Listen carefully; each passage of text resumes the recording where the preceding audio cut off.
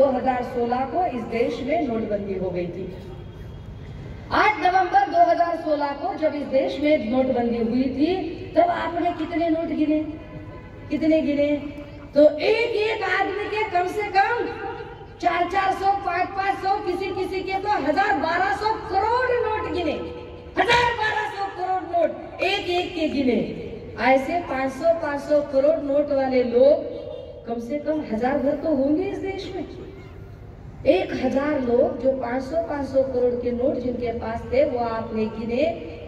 120 करोड़ की आबादी में ज्यादा से ज्यादा आपको 765 करोड़ की वोटर है।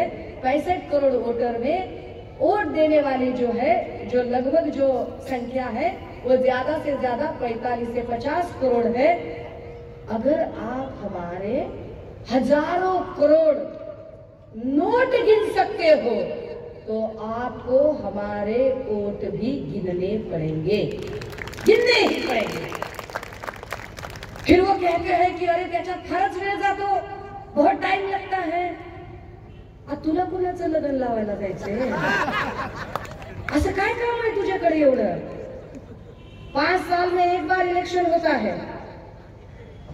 सेंटर का इलेक्शन कमीशन अलग है, स्टेट का इलेक्शन कमीशन अलग है, स्थानिक स्वराज संस्था के लिए इलेक्शन कमीशन और उसका जो चुनावी अधिकारी है वो अलग है।